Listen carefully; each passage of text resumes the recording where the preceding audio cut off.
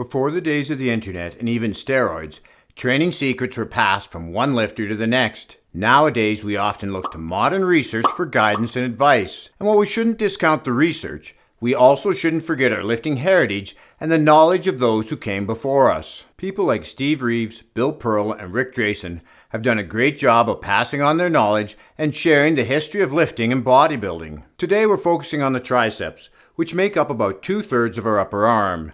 So if we want arms like Bill Pearl, we gotta train them. This first exercise is one I'm not too fond of, but Bill Pearl did them, and it was common among old school lifters, and that's bench dips.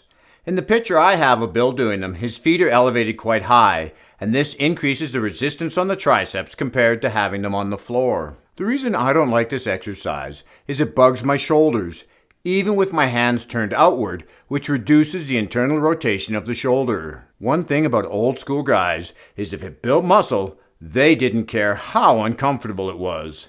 Steve Reeves had a better exercise to hit the triceps in its fully contracted position, and how he did this is unique to how we do it today. He'd rest his head on a high bench to do dumbbell tricep kickbacks. This increased the range of motion. I'm demonstrating this on my bench with it set at a 15-degree angle to simulate a higher bench. The way I do these in my programming is I set the bench at 30 degrees and rest my chest on it.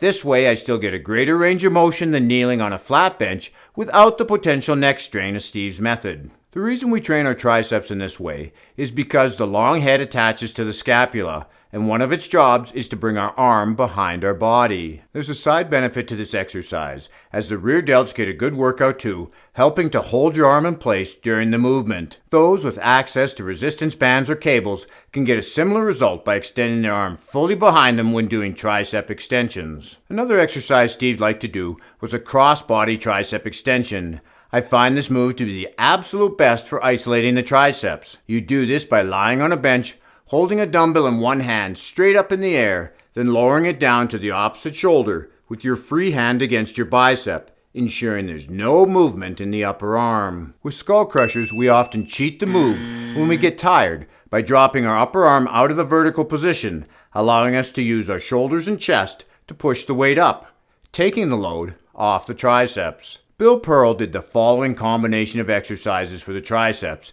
I found it in an article written by Rick Drayson, again illustrating how lifting knowledge got passed down from one lifter to the next. This combination of exercises works much like a drop set and is a fantastic tricep finisher, giving you a massive pump and fully burning out your triceps. You start with 8 reps of French presses while lying on a bench. This is where you lower the weight behind your head. I'm using dumbbells here, but Bill would have used a barbell. Then, without rest, you go to skull crushers and do 8 more repetitions. I switch to a neutral grip and let the dumbbells drop down by my ears.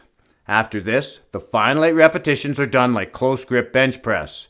If you're doing this on your last set, there's no reason to stop at 8.